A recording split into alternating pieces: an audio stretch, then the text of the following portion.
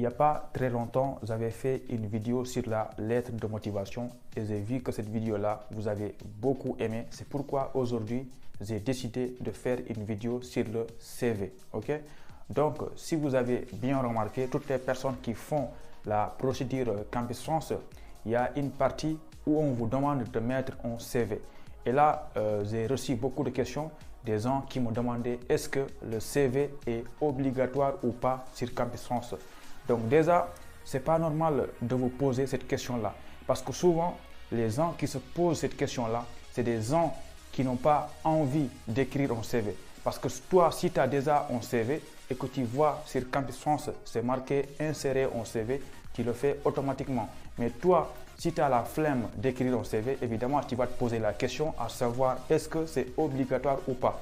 Donc moi, quand je faisais Campus France, j'avais déjà un CV.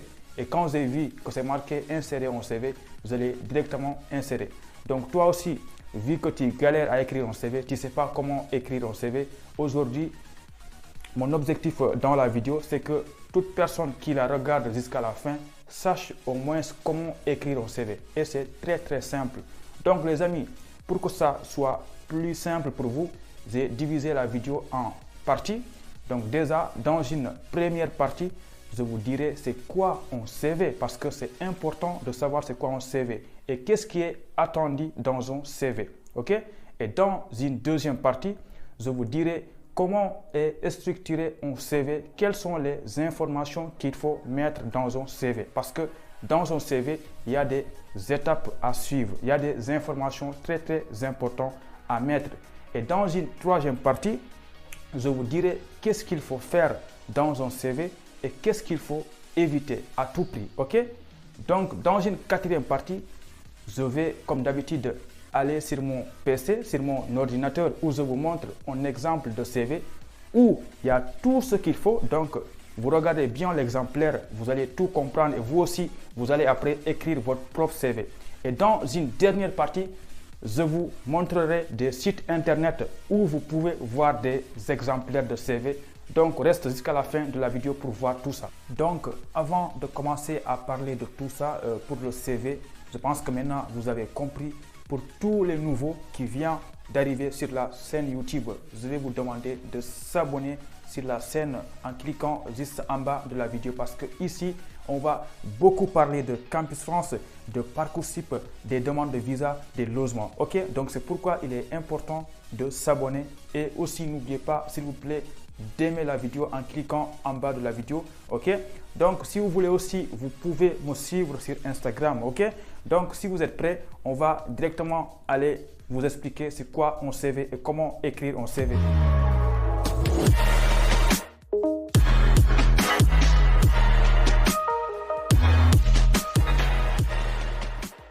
Alors, c'est quoi un CV? Donc là, je ne vais pas donner la définition générale où les gens ils disent qu'un CV, c'est un curriculum vitae.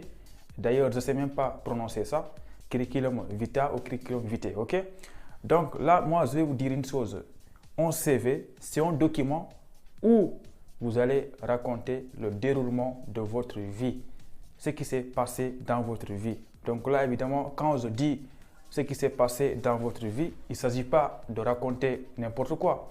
Il ne s'agit pas de raconter un mariage que vous avez assisté. Il ne s'agit pas de raconter un baptême que vous avez assisté. Donc là, quand je dis le déroulement de votre vie, c'est les choses marquantes dans votre vie. Par exemple, le moment où vous avez eu votre BFM, le moment où vous avez eu votre baccalauréat, ça c'est des choses qui sont marquantes dans votre vie. Ok? Donc pas que ça. Ça, c'est votre parcours scolaire, mais aussi dans votre vie, vous avez eu des expériences, ok? Là aussi, il faudra le mettre dans votre CV et aussi vos compétences. Donc ça, c'est des choses qu'il faut mettre dans un CV, ok? Donc, n'oubliez pas que le CV, c'est un document très simple, très simple. C'est un document aussi, c'est pas parce que votre ami a écrit un CV comme ça que vous aussi, vous allez écrire pareil. Donc, chacun avec son propre CV, ok? Donc, maintenant, je pense que vous avez compris c'est quoi un CV. Ok? Donc, dans un CV, qu'est-ce qu'il faut mettre? Parce que dans un CV, il y a des étapes à respecter. Pour bien écrire un CV, sachez que À chaque fois en CV, ça commence toujours par l'état civil, tout à fait en haut de la page, ok? Vous allez voir après, je vais vous montrer l'exemple de mon CV où on va expliquer toutes les étapes. Donc, première chose, il faudra mettre l'état civil. Quand on se dit l'état civil, il faudra mettre votre prénom, nom, tout ça, votre adresse mail, voilà, votre numéro de téléphone, ok? Comme ça, si vous envoyez votre CV à quelqu'un, il pourra vous contacter après, ok? Ça, c'est la première chose à faire dans un CV. Et après, la deuxième chose à faire dans un CV, c'est de décrire vos expériences professionnelles, ok? Donc là aussi, je sais qu'il y a beaucoup d'étudiants qui n'ont aucune expérience, ok? Moi-même y compris parce que quand j'étais à Dakar, je n'avais pas d'expérience. Donc là, il m'est une fois arrivé de mentir parce que j'ai dit que j'ai été une fois le président du club scientifique de Vélingara. Mais ça, c'est totalement un mensonge. Mais là, je vous profite pour vous conseiller de ne pas faire comme moi. Parce qu'aujourd'hui, je ne vais plus jamais mentir dans un CV. Il ne faut jamais faire ça. Il faut décrire vos expériences. Voilà. Si vous n'avez pas d'expérience, ce n'est pas grave. Mieux vaut laisser comme ça que de mentir. Ok? Donc, dans vos expériences, qu'est-ce qu'il faut faire là-bas? Déjà, c'est quoi vos expériences? Vos expériences, c'est si par exemple, une fois dans votre vie, vous avez fait un stage dans une entreprise, ça c'est une expérience professionnelle.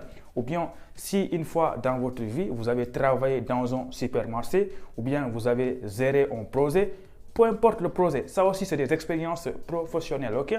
Donc, par exemple, si durant votre vie, vous avez donné des cours, vous avez enseigné, je ne sais pas, pendant les vacances ou bien tout ça, c'est des expériences professionnelles, ok? Voilà, ça c'est ce qu'il faut mettre dans la partie expérience professionnelle. Et surtout, n'oubliez pas de à chaque fois préciser la date de début et de fin. C'est très important ça, ok? Donc, dans un CV, doit aussi figurer vos formations. Et là, quand je dis formation, votre parcours, je pense que vous avez compris. Là aussi, il ne s'agit pas d'aller raconter tout votre parcours depuis la classe de CI. Parce que si vous dites que vous avez fait la classe de CI en 2001, la classe de CP en 2002, non, si vous faites ça, vous allez écrire un roman. Et là, l'objectif, ce n'est pas d'écrire un roman, ok? Donc là, l'objectif, c'est de cibler les points importants de votre parcours scolaire.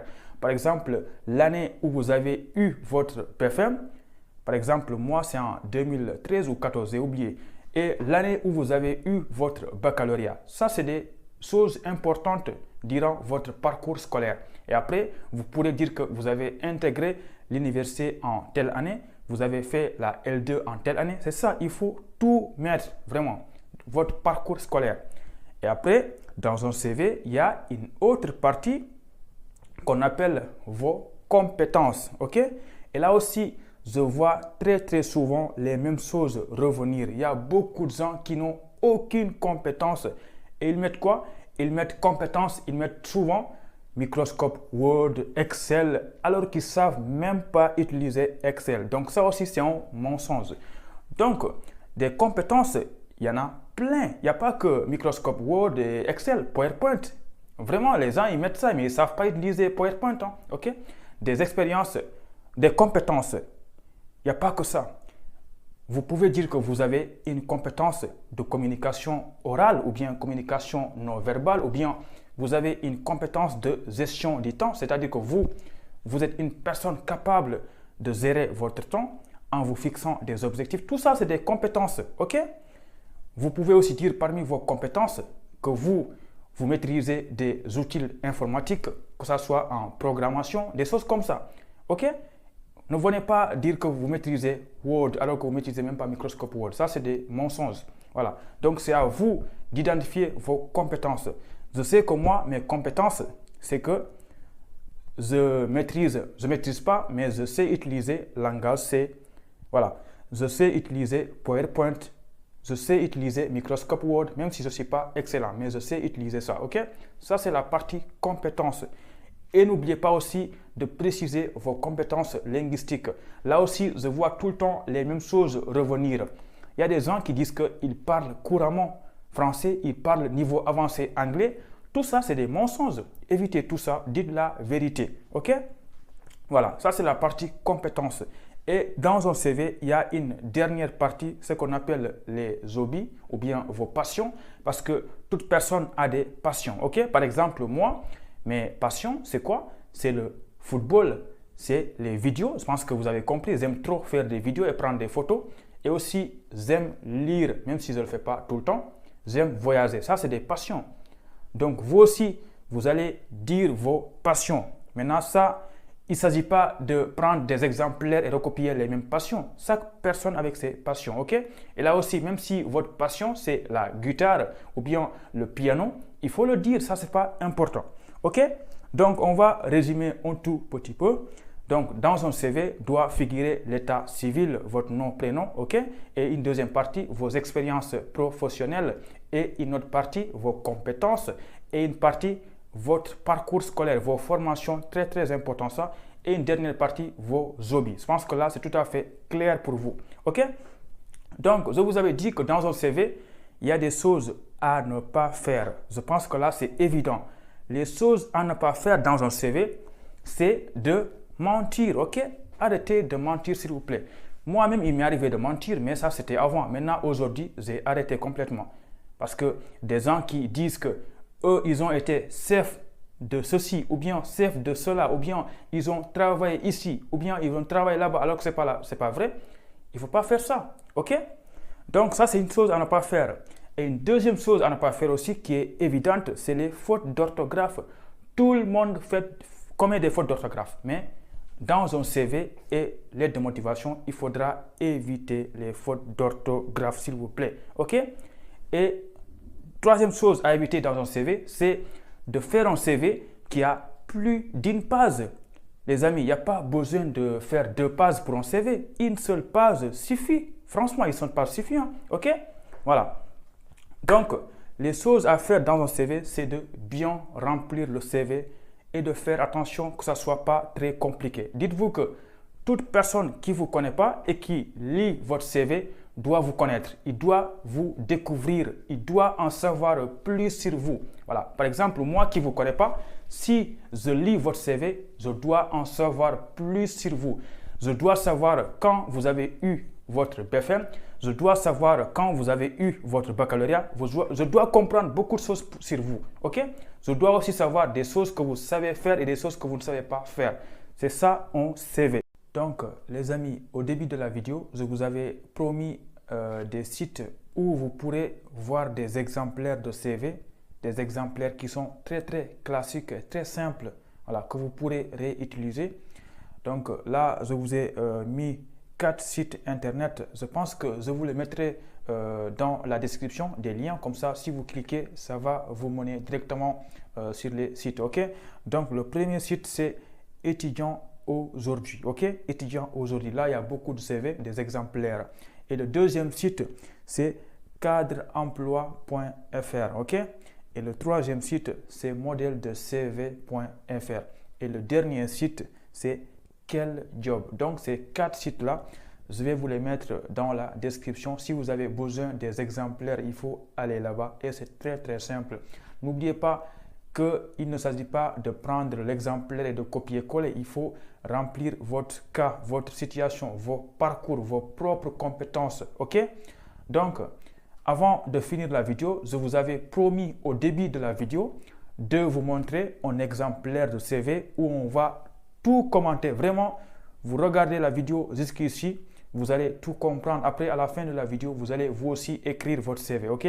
Donc, déjà, si toi, tu as regardé la vidéo jusqu'à ici, dis-le moi en commentaire. Comme ça, je sais qu'au moins, il y a des gens qui regardent mes vidéos jusqu'à la fin. Donc, on va aller sur mon écran, mon ordinateur, où je t'explique tout le CV de A à Z. Alors, les amis, là, nous sommes sur mon écran où je vais vous expliquer les parties d'un CV. Et là, c'est très, très important. Vous aussi, après, inspirez-vous de ça pour écrire votre propre CV. Donc, si vous voulez que je vous envoie ce document-là, le CV, n'hésitez pas à m'envoyer un message sur Instagram. Je vous enverrai l'exemplaire là. Ça ne me pose aucun problème. OK? Donc, déjà, les amis, la première partie d'un CV, je vous avais dit qu'il faudra mettre l'état civil. Donc là, vous voyez, c'est marqué prénom, nom, date et lieu de naissance, adresse, téléphone. OK? Donc là, moi, j'ai choisi de mettre un titre. Donc ça, ce n'est pas obligatoire. Donc moi, là, j'ai choisi de mettre mécanique, électronique, mathématiques. Donc vous n'êtes pas obligé de faire ça. Donc il y a des gens qui écrivent ici, à la place là où j'ai écrit mécanique, électronique, il y a des gens qui écrivent ici CV. Donc ça, c'est à vous de voir. Donc moi ici, j'ai ciblé mes domaines préférés. OK? Voilà. Donc n'oubliez pas, le plus important, c'est cette partie-là. Prénom, nom, date et lieu de naissance. OK?